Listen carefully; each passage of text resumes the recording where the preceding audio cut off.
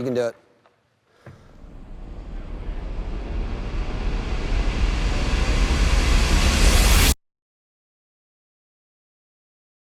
Imagine being a kid from San Diego, California, with the dream to just skateboard without any idea of where it could lead you. You pick up your first skateboard at 10 years old, and your first step on, you lose control and end up crashing right into a fence. Only 2 years later, at 12 years old, you start competing and winning skate competitions. At 14 years old, you're already a professional skateboarder. Soon after that, you're now regarded as one of the world's best competitive skateboarders. What started as a passion is quickly turning into something bigger than you could ever imagine. You land the first 900 in the 1999 X Games and cement yourself in skateboarding history forever. Later that same year, you drop your first video game that immediately put skateboarding into almost every household across the world, and you become one of the biggest pop culture icons of all time.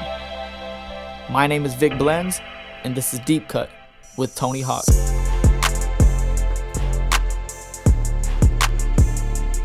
Whoa. Welcome to the shop. Thank you. I guess I won't be skating. No, not today. Thanks for having me. Dude, thank you. Wow. Cool. Appreciate you letting us transform your baby into a barbershop for the day. My pleasure. When people want to skate here, we don't usually give them any information except for the ramp's closed today. Yeah. So it would be funny to qualify that with ramp's closed because of a haircut. That would be dope, yeah. All right, so how do you do your haircut? I mean, I kind of just keep it a little, I get some bangs, but mostly just kind of shorter all around. Short on the side? Yeah, I mean. Same haircut your whole life? Kinda, I definitely had more bangs as a kid. Yeah. And it was a lot more blonde. What did you decide your hairstyle, or did you get inspired by it? Did you see somebody else with it? My friend Kevin Staub was growing his bangs. Yeah. And so I joined the party. And then we used to bleach our hair with sun in, which kind of make it orange. And then I had it professionally done. And it was funny because I was on my way to growing it pretty long. Like my bangs were kind of coming down to my chin. Yeah. And I got a job stunt doubling for David Spade. Yeah. And the first day on the job, they looked at me and looked at him, and they just chopped my bangs off. Cut it off? Okay. Have you ever been short like this? Have you ever had buzz? Yeah. Yeah. Not your vibe? I don't know. Yeah, I don't think it really suited me that well. I mean, you started a trend with the bangs. Everybody wanted that for a while, skateboarding especially. Some people have told me that they went to salons and there would be a sign in the window that says Tony Hawk haircuts. Yeah. When I was young skating, when I first started skating, I had very, very long hair. I had it was more like a coconut. I didn't really have the swoop. I just had like straight bangs and flat coconut head, yeah. Nothing too cool. Now this is very special because I actually met you when I was a kid. I'm from Fayetteville, North Carolina. Oh yeah. And if I'm correct, you guys did a Birdhouse kind of tour in wow, Fayetteville. Those are the dark days of Birdhouse too. Yeah. I mean, it had to be like 13, 14, 15 years ago. 93. It was at Double Decker Skate Park. Oh, it was on the gigantic skate park tour. Yeah. And I had you sign this random Adios shoe that I had. Yeah, okay, that would have been the gigantic skate park tour. Yeah, so I mean, it's very full circle, and I'm just appreciative that, you know, you're gonna give me the chance to, you know, cut you and just chop it up. But oh, thank you. Yeah, I mean, for me, I started skating when I was, probably 9, 10, probably around the same age as you picked up the board. And for me, it was love at first sight. As soon as I picked it up, I knew that this was gonna be the thing that I wanted to pursue. It was the first thing that I was telling my parents. Yeah. I'll be a pro skater. This is the biggest dream that I have. Was it the same feeling that you had?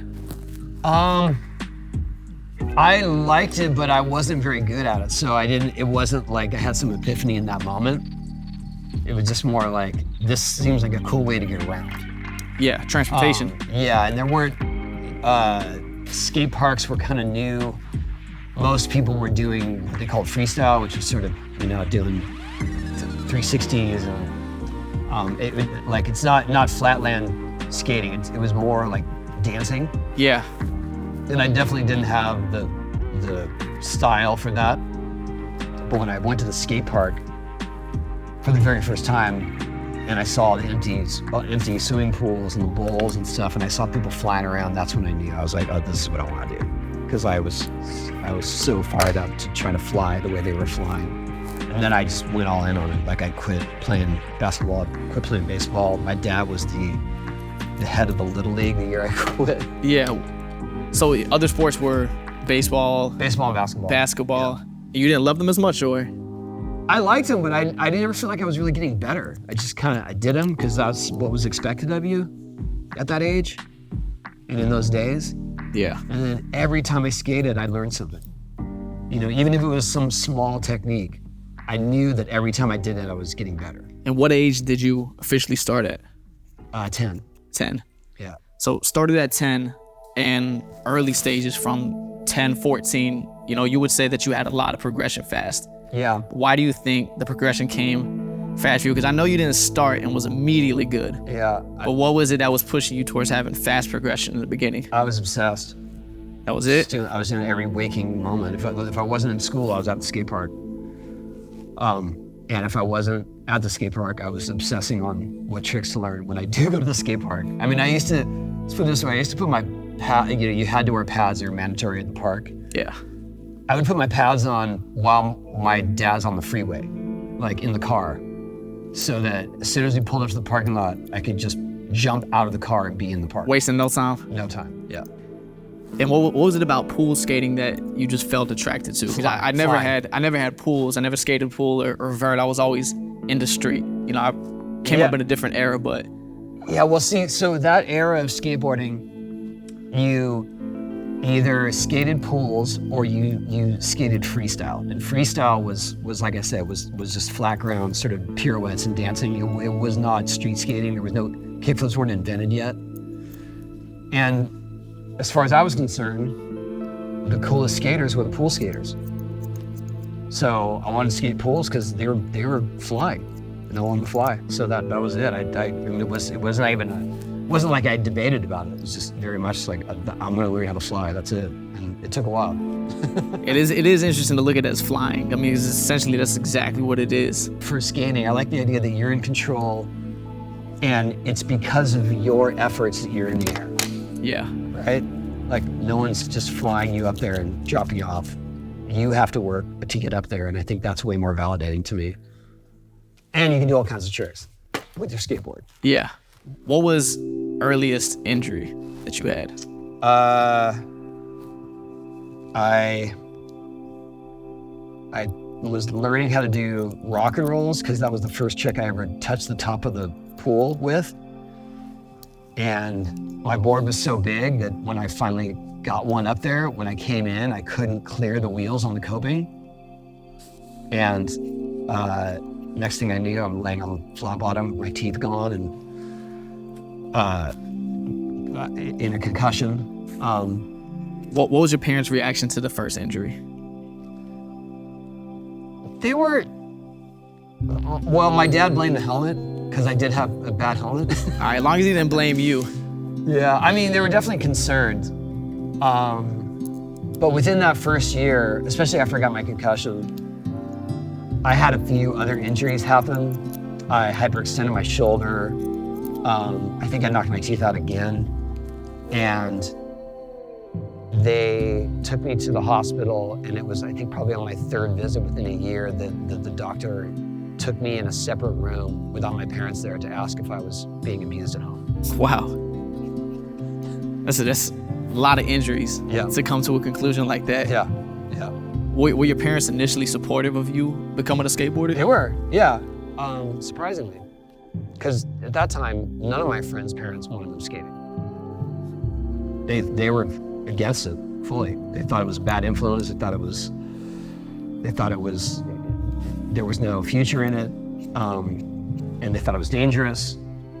And I got lucky. I think it was more because I got lucky in that I was the youngest of 4 kids, and by the time I was born, my parents were like, just let him, whatever keeps him busy. What's the background of your parents? What did dad and mom do as you were growing up? My dad was in the Navy. He was in the Korean War and flew on aircraft carriers. And then he ended up being stationed in San Diego. My mom was an educator. She worked at a high school, and eventually was a teacher at a college. And when my dad retired, they started a little snack bar in Ocean Beach. And that's how they got by when my siblings were young. Yeah, my dad was also in the military. He was in the Army, did like 28 years in the Army. Wow. Yeah. So I mean, they were cool with me skating when I started. I don't think they really cared because how young I was, but barbering was definitely something they weren't just aware of. So when I started, it was kind of like some pushback and wanted me to go to school and get a degree, and that was just the typical success that you would be used to, I guess, from my parents' age. Was school ever a thing for you? They wanted me going to go to college. They wanted me to go to college, yeah. What was your thoughts on it? It was hard because right when I graduated high school, that was '86. I mean, that's the year of, it's like Back to the Future was right around was that '86? I don't know. Anyway, like right when I graduated, skating was getting on the radar of more mainstream audience, and suddenly I had way more opportunities, and so it was hard to convince my dad that I should be chasing that, even though, because he just thought it was sort of short-lived. Yeah. But I think the most fortunate thing to happen to me at that time was right when I got out of high school, I got a part in a movie. What was the movie? Gleaming the Cube, which was a movie with Christian Slater, but had a big central theme to skating. Yeah. So I not only was going to be a stuntman, I was also going to be one of the actors. That was like out of high school, living in North Hollywood, doing a movie for a few months. So my dad he pulled back on his demands to go to college. So, I mean, in high school, you started competing young. When was first competition? Oh, right when I was 10, like right when I started skating, I started competing because that's the only way you could be in the scene, really. Were you just trying to get on the scene, or was it the idea of competing and the competitiveness It was more like that's what you do, I guess, as a skater. And yeah, I didn't necessarily want to. I didn't think I was that good. I wasn't that good. It was just more that, that's the gathering. And I wanted to be part of the gathering. Like I wanted to be part of the skateboarding community, and that was the place that was the time when everyone got together. That's when people came from other cities, other skate parks, other backgrounds. And so to be part of it, you had to compete. And so I just went along with it. But I definitely started to learn strategies. I started to learn my strengths and my weaknesses, like in that first year. And then I started getting a lot better within like a year. Yeah, I mean, if you look back at your old photos, you were very skinny when you started and didn't really have the build. And I felt the same when I was skating. I've always been skinny my whole life, so I couldn't wait till I got older and was able to get the pop that I wanted and some tricks. So knowing that about your body, what were you thinking about, as far as style and what you would be doing?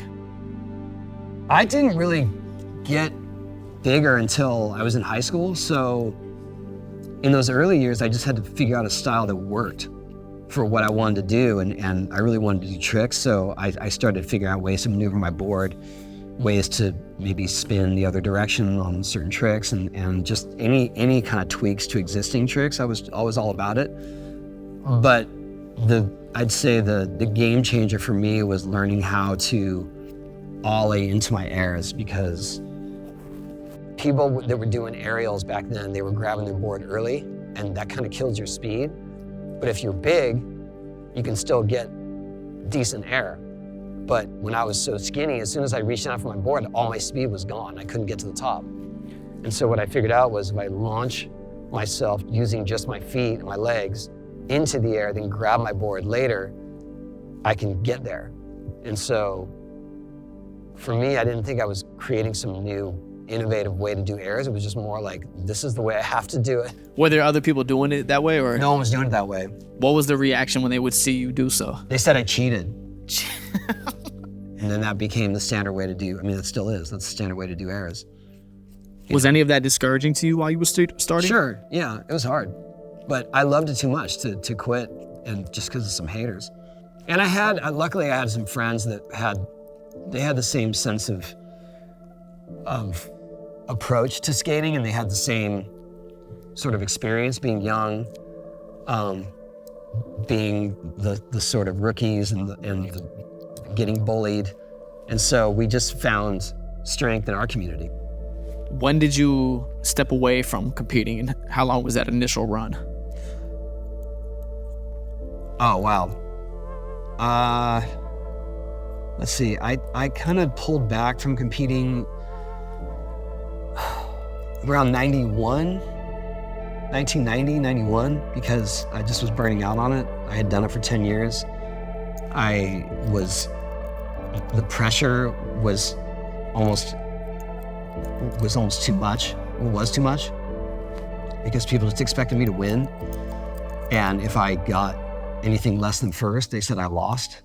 Wow. And also it was just very isolating. So it felt isolating from my peers, and I wanted to just be one of the skaters in the mix. And so I just kind of quit quietly, didn't go to a few events, and definitely got a lot of flack from my sponsors because they said, if you're not competing, how are we supposed to support you? How do you expect to make a living? Because there was no other outlet at the time. There's no social media, there's no YouTube, if you're not competing. If you're not in there. If you're not competing, the main magazines were not gonna cover you. So I pulled back, and then I had a pretty deep conversation with Rodney Mullen, because he did the exact same thing I did at that time. He quietly quit. And he just told me, like, once you let go of this quest for perfection, especially if you're competing, it's so liberating. Like, if you just don't care where you place or where you land in this thing.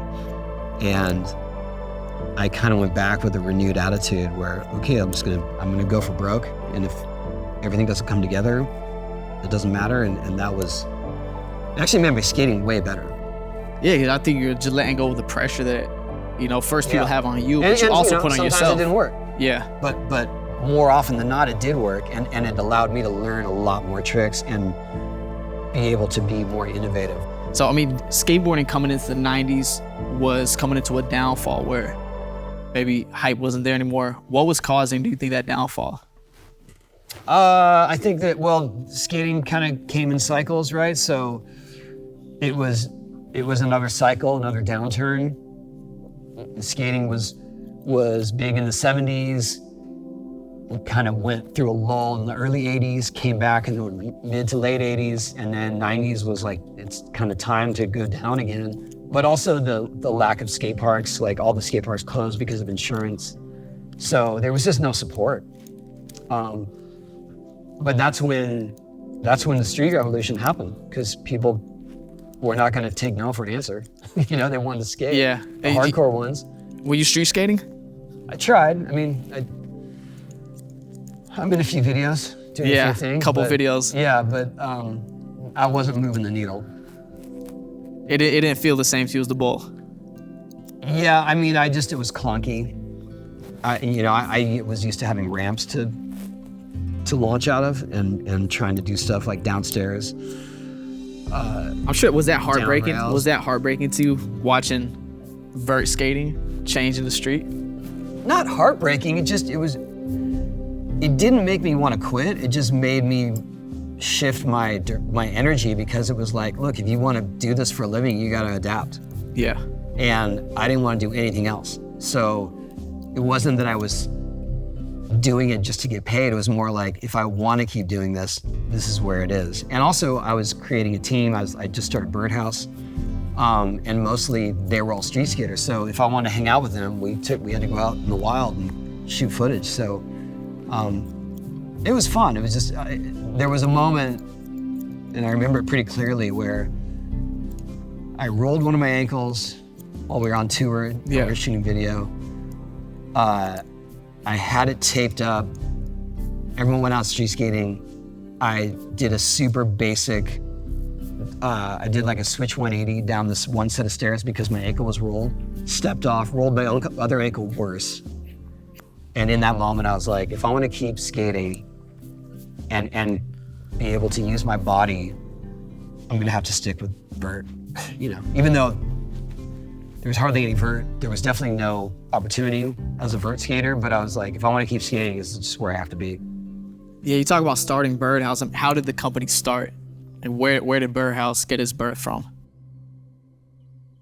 I could see the writing on the wall that I was, that being a vert skater right then was not going to be the best choice. I felt like as a team rider for a different company that had run its course, I'd ridden for Powell for 10 years at that point. And a couple of my peers, Tommy Guerrero, Lance Mountain, were starting their own companies, and I thought, I want to do the same thing. I want to get my own team, I want to get my own direction. And I quit around the same time as those guys did. Took the equity from my house and put it into a skate company. It was a big risk. Yeah, so you bought your first house at, was 17? Yeah, and then I bought a bigger house, put some ramps on it, and then skating started dying. Well, I mean, my version of skating was kind of dying. And so the ramps just fell apart, and I ended up taking a second mortgage on that house and starting the company. I'm just curious, why bigger house? Was it just the money was coming in? Because I wanted spending? Because I wanted ramps. Ramps. Yeah, Couldn't have ramps at the first house? No. There's no room. No. It's a duplex. It's not. Okay. It's not. It's. I know. It sounds fantastical that I bought a house at 17. It's a modest house, but it was cool to live on my own during my senior year. So you got the second house, built the ramps. Yeah, and then I would say I had a good run for about 2 years, and then things started falling apart. My income started dropping, and I had to sell the house for what I owed. Was there anybody advising you at this time, like with financial decisions? Was anybody like, yo, this business is doing good? No. You should make these moves? No. No? No. So it's all up to you at 17. Scrambling. Like everyone was struggling. Wow. So, I mean, starting a skate company at the time seemed like the dumbest move probably to anyone outside of what we were doing, because there was no signs that it was going to come back around. Were you learning from Peralta, like just being Yeah. on the team and watching? Absolutely. What do you think? I mean, he did the same thing. He left his sponsor to start Powell Peralta. Yeah. So when I told him I wanted to quit, he's like, he was upset, but at the same time, he's like, how can I tell you you can't do this? Because I did the same thing. Yeah. As a real friend. Yeah, that's a real mentor. Real, for real. Yeah, I mean, it really, it speaks to his integrity. I mean, what did you learn the most just watching him run Bones Were Great, and like, what did you learn coming into Birdhouse from him? How to take care of a team, how to make them feel seen, how to speak to their strengths, how to promote them, and how to be in the mix. Yeah, because you're not just team owner. No. You're getting involved in a lot of different roles. You want to be down too. You don't want to just be the guy that's pulling the strings. Yeah, I'm sure early days of Birdhouse had to be pretty memorable. They were. I mean, they were challenging, and they were ridiculous, and we had no money, and we were going on tour, and it was not the kind of tour you saw. We were going on tour. We were doing like parking lot demos with a jump ramp and a fun box for 20 to 50 people. And That's all you had?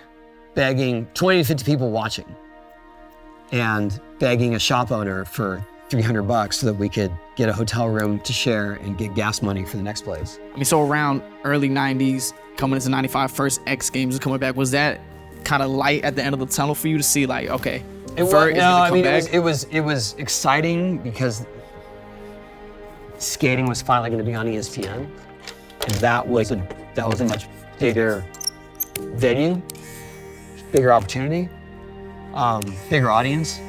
And quite honestly, like, my dad was such a sports fan, to have my dad see skateboarding on ESPN, to him, that was it. Skateboarding is as big as it's ever gonna get. Yeah, I mean, it had to mean a lot for your dad to become so invested or also passionate about what you were doing. Yeah, and he passed away not long after that. So as far as he was concerned, like, skateboarding had finally come of age. Wow, I mean, man, it had to mean so much for your dad to see you in the first X Games. Yeah, for sure. I mean, now that it's in the Olympics, you'd freak out. Yeah. That's amazing. You won the first X Games? I won the vert contest, yeah. Wow. Being on TV, I mean, that had to have such an impact on skateboarding globally. I think it helped. But also it just showed how far skating had come. Do you know what I mean? Because at that time, skating had gone through this sort of revolution underground of tricks and styles and street skating, and even vert was still progressing, but it wasn't on anyone's radar. Yeah. And then the X Games are, here it is, front and center. These guys are they're doing double flips, and they're doing this crazy stuff down handrails and things, and no one had even realized how far it had come. So I feel like that helped a lot in terms of finally getting on the radar of people who might have had stereotypes or more antiquated opinions of skating. Was that igniting the fire for you in coming back to competition? Oh, I was just stoked to be able to compete again. I was just stoked to finally be able to pay my rent, honestly. Because I had to take all kinds of odd jobs and stuff during that time. Yeah, I was gonna ask you, have you had a regular job outside of skating? I did video editing in those years. Was it for skateboarding or was it just for anything? Mostly, but some external stuff. Ironically, I edited a video for a video game company at the time. Not Activision, not anything that anyone would know, but they knew I would do it cheaply, so I got the job. And early on, you never had another job, like just working anything regular? I had a paper route. Paper route? What is that? Newspaper? Yeah. Like you were driving around on a bike? That? Wow. What is that? Yeah, you get newspapers and you go deliver them to houses. What are you getting paid for? Is it for a whole day? You do it in the morning. Paper route, not to make you feel old. Oh, I'm old. I don't care. I mean, anyone watching me that's over 50 will understand the struggle with the paper route. I would do it on my skateboard though. Oh,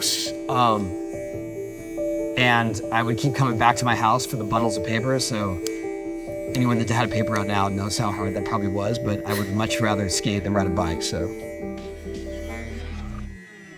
We're gonna take a quick break from this Tony Hawk conversation to thank the sponsor of this episode, Factor. You can get chef-prepared meals on the table in 2 minutes with Factor's ready-to-eat meals so you can get back to doing what you love this spring. Tailor to your schedule, customize your weekly meals to have the flexibility to have as much or as little as you need. Pause or reschedule deliveries just to suit your lifestyle.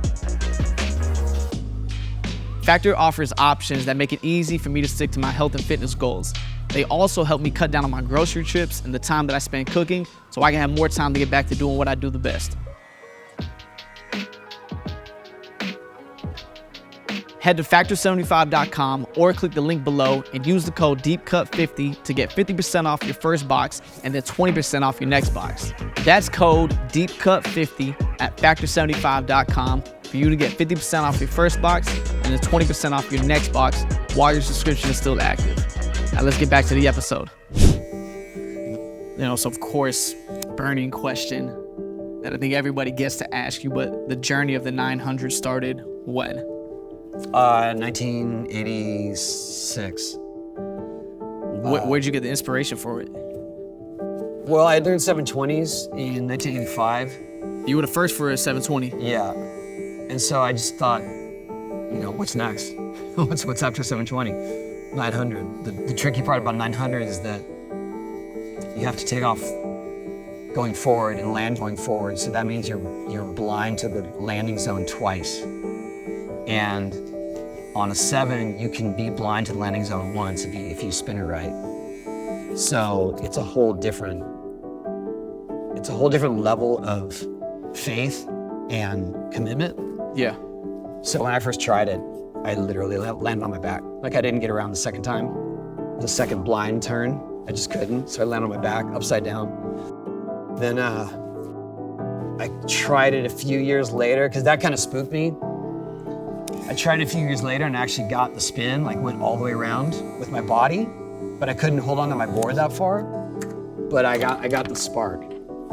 Yeah. And then I'd say like 96 is when I really started trying it in earnest. And I, in 1996, committed to one, or maybe 97. I committed to one and came down on all four wheels, but I was leaning too far forward, hit the flat bottom and broke my rib. And that was your first time getting injured trying the 900? Well, the first time significantly getting injured, and the first one I tried to make. So that spooked me even more than the first time, because it was like, I thought I had all the pieces of the puzzle. Yeah. And I still went for it and broke my ribs. So I was like, maybe it's not for me. Was breaking your ribs doing anything to you mentally? Like spooking you into coming back? Because it's the first major injury. No, it was never gonna stop me from skating. No, that wasn't my first major injury either. It was just, it was more like, to me, a sign that, hey, you think you got that, you don't have it. And it's almost like maybe I gotta not try that. Because every other time that I had pursued a trick, when I knew I had all the pieces and I put it down, it worked. You know, maybe sometimes like there would be a slight adjustment here or there because I don't Kind of coming easy so you got to that trick. Yeah, and then that one was just like, oh damn, like you thought you really had it and you got rocked. And there's no such thing as coaches in skateboarding. No, and this is way before foam pits. Nobody was looking at it like, hey. No, there were a few other, there were 4 other skaters trying it at the time, and we all had the same struggle, was how do you get this landing right? How do you get your body right when you land?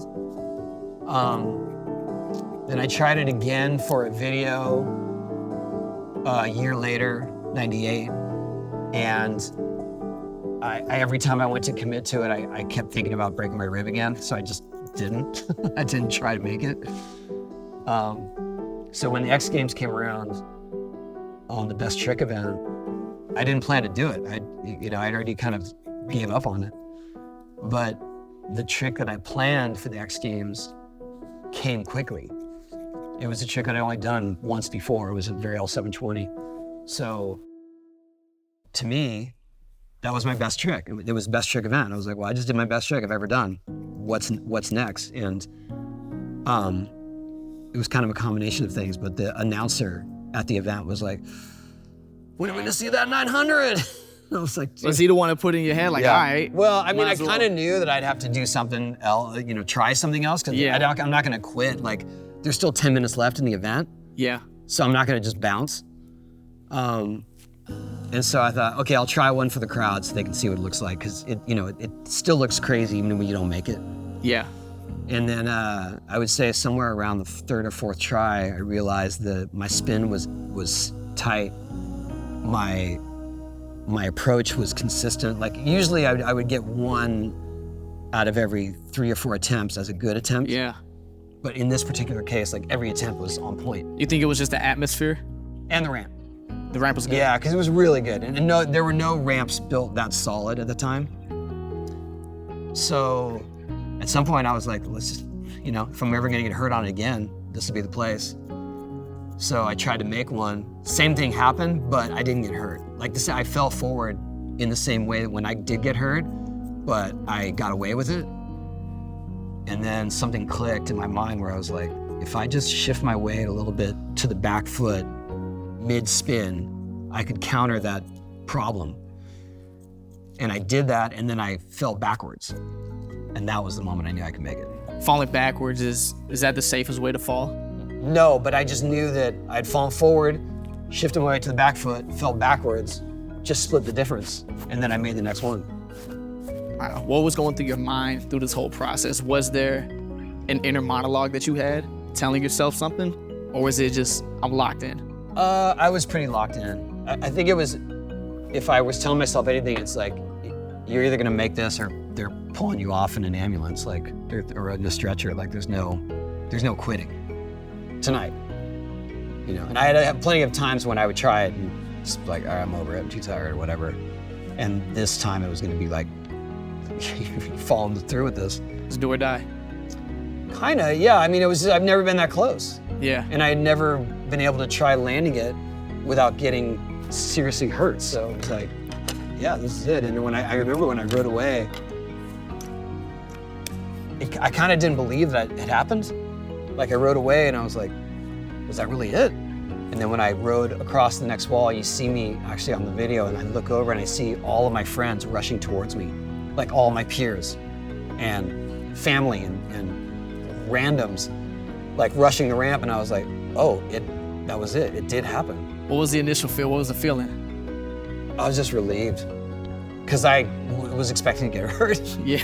So I was just relieved that it You happened. thought you'd be leaving a different way. And also like that it had haunted me for over 10 years at that point. So it was just like, oh, it's finally done. 10-year journey to 10 land it. Yeah. And then I thought, I just was stoked to do it. I was like, I don't even care if I do it again, ever. I just wanted to have that one. Wow. I mean, what was the lesson from trying something for 10 years straight, finally making it? Well, that's a ton of perseverance. It's the lesson of skateboarding. I mean, skateboarding teaches you perseverance, and it's just don't give up. It's worth the effort. It's worth the journey. You know, I mean, you skated. How long did it take you to learn a basic trick? First kickflip, I mean, man, months. Right. It wasn't easy. But that validation of landing it, Oh yeah, you want to get to the next one immediately. that's it. Yeah. I mean, Best feeling ever. That's what I've been chasing since I was 10 years old. Yeah, I mean, I love everything about skating. I was always attracted to individual sports. I never played on a team sport. I was skateboarding first. I was running track alone, you know, and then I was boxing. I was always doing something that required me to be by myself. Yeah. That was like the best feeling. I could go out there with nobody around me and Yeah. go skate. And if I landed the trick, it was the same feeling as if I landed it with anybody else around me. Absolutely. I mean, fast forward to yesterday. I was skating this ramp alone, trying to learn a new trick, and I got it. And it was the same feeling. Same feeling. Same feeling as riding away that night in 1999. After the 900, you land that when? It was August, around August, It was June 1999. June. Yeah. Tony Hawk Pro Skater launched. In September. Yeah. So a couple months after. Yeah, but the game was already done. So it had been in production for a while. Oh yeah, for about a year and a half. How did the game journey start? I had been talking to a PC programmer who hit me up because he said, look, I want to do a new game, or a skate game for the newer computer systems. Because nothing had come out in a long time. Last game was Skate or Die for Commodore 64. I don't even know what a Commodore Yeah, well, 64 is. That's my point exactly. And so he and I went pitching different publishers and different console manufacturers about a skate game. So we went to Nintendo, we went to Midway, we called other groups that just hung up on us. And he got frustrated. He's like, dude, I gotta make a living. Like I can't keep trying to dream this pursue the dream. project, yeah. And so I said, okay, it's fair enough. And then a couple months later, I got a call from Activision. They said, hey, we heard you want to do a skate game. And I was like, well, yeah, but I was trying to, really work on one. And they said, well, we are doing one, and we want to get your input on it and see if you want to be part of the program. And so I went up to Activision, and they had just released a game called Apocalypse, featuring Bruce Willis, which was the first video game that featured a celebrity voice. Yeah.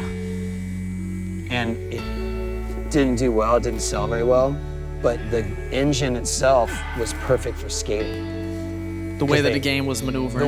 The way the motion was in the game for Apocalypse, if you just put him on a skateboard, it looked natural. So they literally did that. They handed me a controller, and I started controlling Bruce Willis on a skateboard. And that was what became Tony Hawk's Pro Skater. But the fun thing about it was that we weren't bound by any rules because no one had done a skate game of that caliber, of that depth. And so they were letting us have free reign. I mean, we were choosing the characters, the music, tricks, the look, the challenges. Yeah, what was your favorite part of the creative process of building it that you had the best time doing? I think the trick scheme, that was my favorite part. Because it felt it felt natural, kind of. The way that you would hit an ollie, the way you would go for a grab, like the direction that you press for certain, like it just felt like it felt like it was all supposed to happen.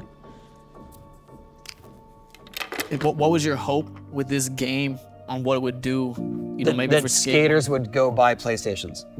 Get into gaming.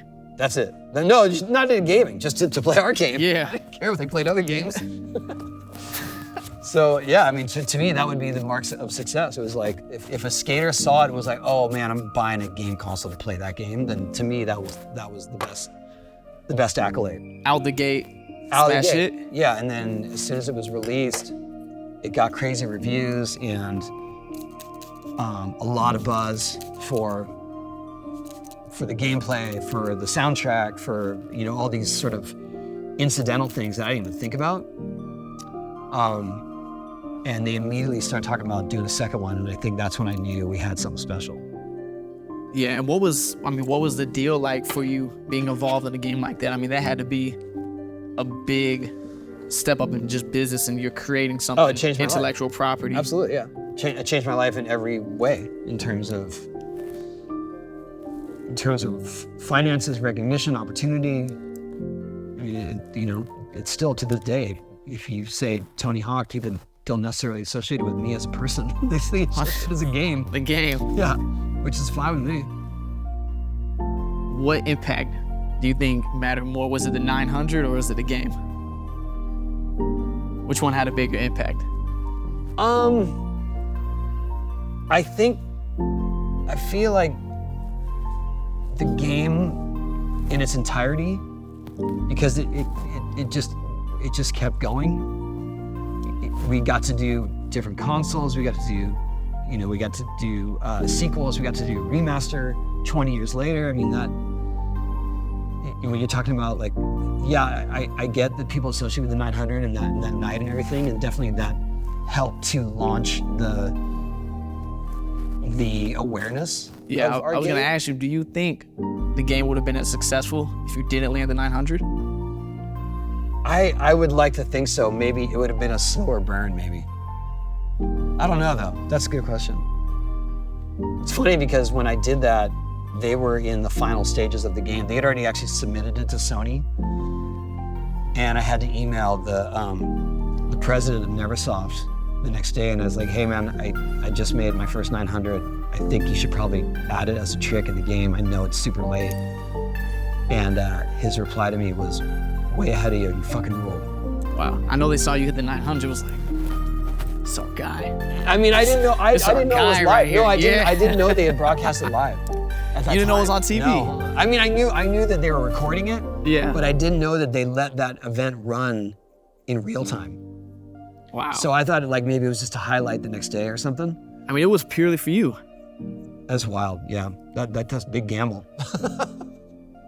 I'm gonna come up short. Yeah. So, I mean, man, skating for how long now? Whole life? Yeah, I've been skating for 45 years. You're not No. 40. No, skating for 45. You 45 started years. at 10, Yeah. 45. I mean, there has to be obviously struggles, battles with age, and your body's not the same. How has it been? Well, I mean, I got a few big injuries in my later years, so that definitely knocked me back a few steps. But it's awesome now. I love it. I mean, I don't. There's plenty of stuff I can't do that I used to be able to do, and I've fully embraced that. Yeah. But I've been able to sort of redirect my style and try new things, Yeah.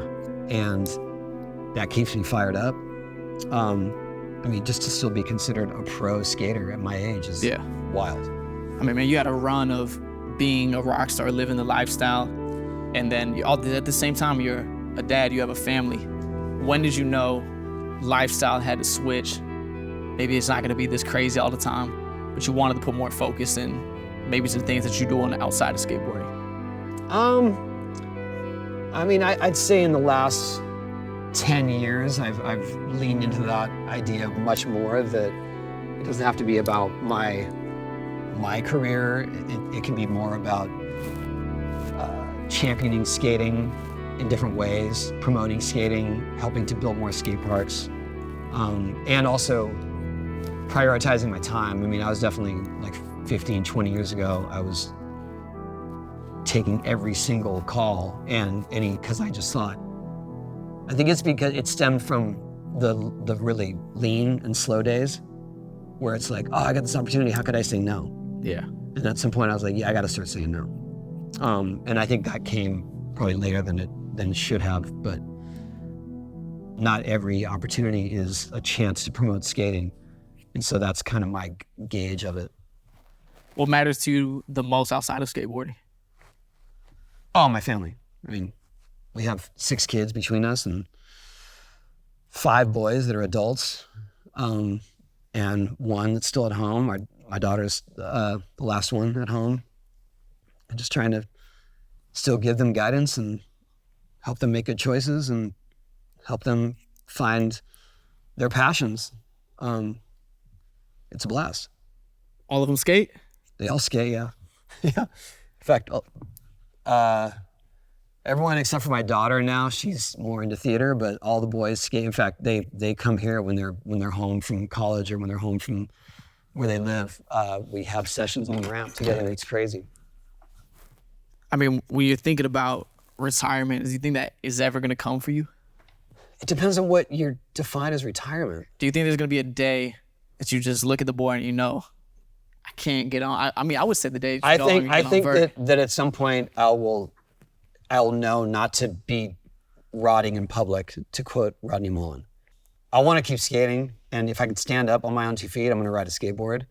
But maybe I won't do it on display. Maybe I won't do it and show people what I'm doing or invite anyone to see it.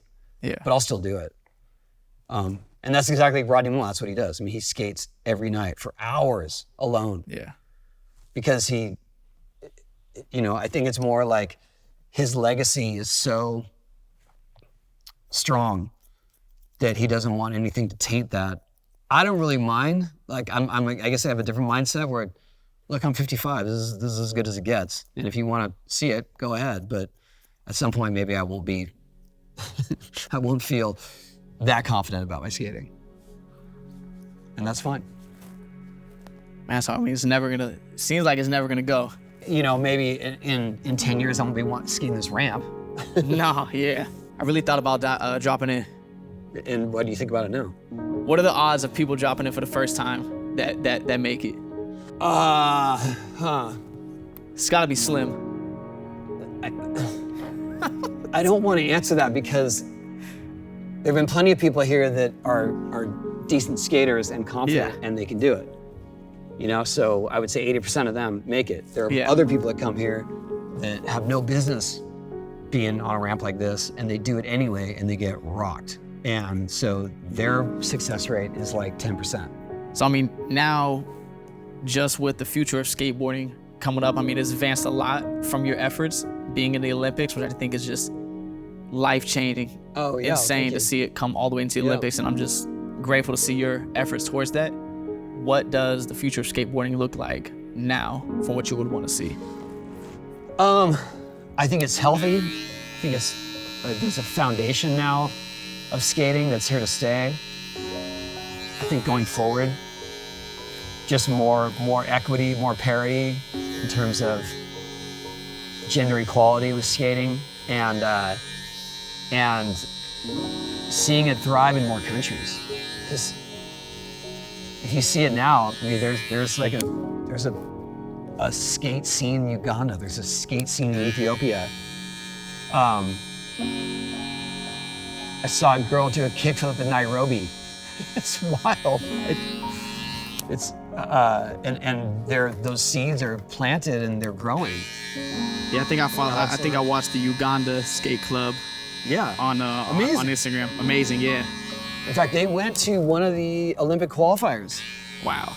Last year. Their best skater was up for, was invited to compete. I don't think he made it, but that's a step in the right direction. Is it ever in the back of your mind wanting to compete in the Olympics? Well, they don't have vert, so I don't really have to worry about it. It would have been cool when I was younger, but I honestly had so many versions of my own sort of Olympics in terms of being able to compete and the opportunities that were allowed me that I don't feel like I missed out on anything at all. Yeah.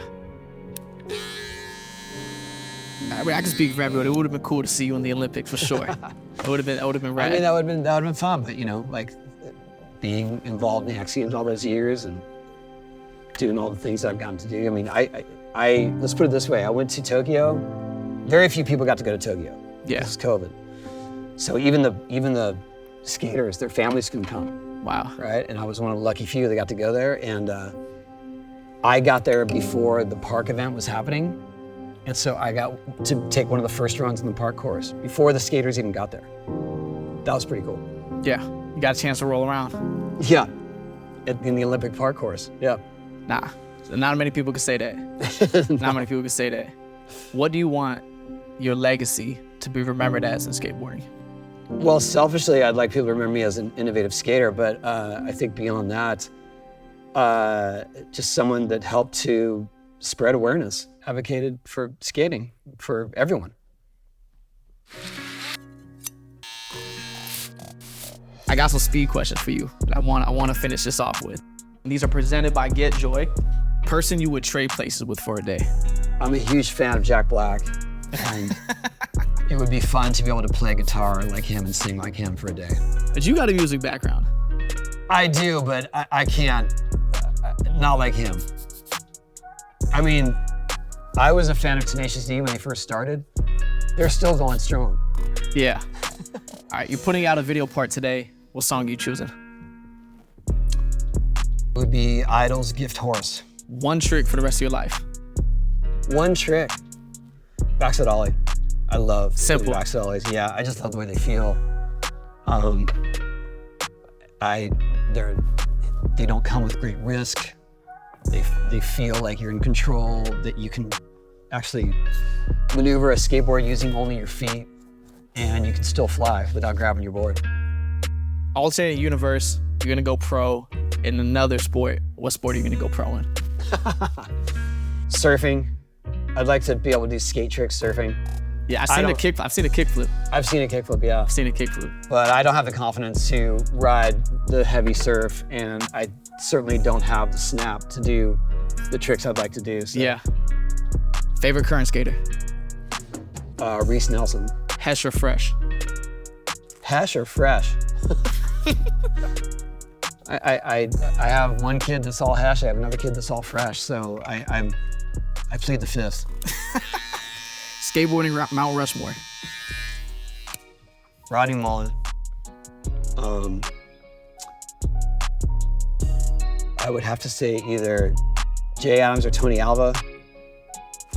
I don't know if they can share a spot.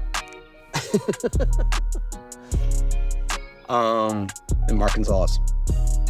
I'm just gonna go with those four. You're not putting yourself in there? I mean, that's for someone else. Humble, to you're say. humble That's guy. for someone else to say. Childhood celebrity crush. Oh, Olivia Newton-John, all day. No question. I might have to Google that one. Last time you were starstruck. I saw Larry David at a party, That's nuts. and that kind of stopped me in my tracks. Didn't you dress up as him I did. for Halloween? I did. And I quickly, I saw him walk by. I immediately went to my phone, found the photo, and then chased after him. Larry, Wow. I dressed up as Halloween. He goes, oh, that's funny. Wow. I got that's funny from Larry David, so. Last question. Advice to 10-year-old Tony Hawk. What would you tell yourself? If you are getting older and you find yourself with very little speed and wanting to do a McTwist, don't do it, because you're gonna break your fucking leg. And it's gonna suck for like 2 years. That was 2 years ago. Wow. Bro, I just wanted to say, just thank you. It is an thank you. extremely full circle moment. I can't believe I got a chance to share this moment with you, being a kid, meeting you, being a skater growing up. Obviously, your impact on the world is massive, but, you know, the impact you have on my life personally and tons of other kids, I mean, it's going to last forever, bro. So just thank you for this moment. Well, thanks for everything you do, too. I've seen your clips, and I feel like you're really doing a lot of good in the world and spreading joy to people and giving them inspiration that they can follow their dreams. Bro, thank you, man. I want to get you the mirror. So, hold on, you just sit right here. Okay. We'll get you this mirror. How's the gray? You see a little bit. Yeah, look at that. I love it. It's like very Bauhaus, 80s. So you say you don't know all these references and stuff, but you know, this is kind of a tight 80s vibe. Well, now people can start coming requesting. Let me get the 80s joint. I don't think anyone's asking for my haircut anymore. Well, maybe after this. Maybe after this. Yeah. Bro, thank you. Hell yeah, man. Thank you. Bro, means a lot. So yesterday, I did an NBD on this board right here.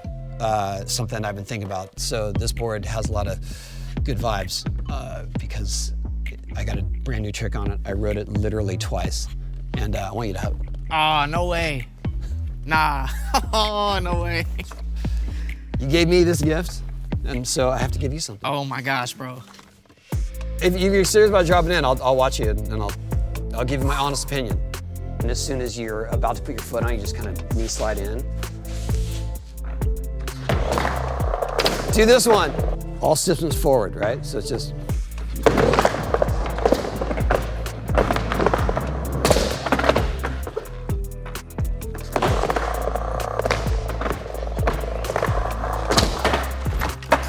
That's it. Whoa! Yeah, there you go. Once you go from the top, if you veer a little, like if you go in the back seat a little bit, you'll just shoot out. Remember, tight core, strong legs, right?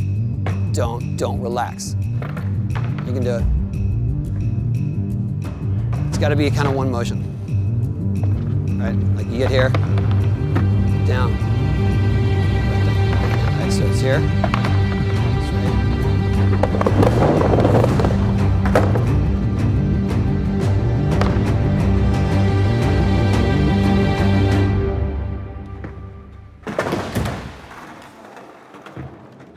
You all right?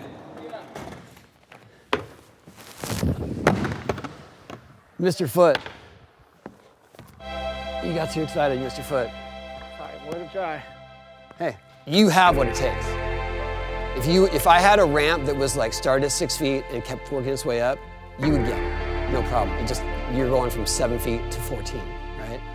But I saw you skate, like you have all the parts to being able to drop in on pretty much any ramp. You just have to work your way up to it.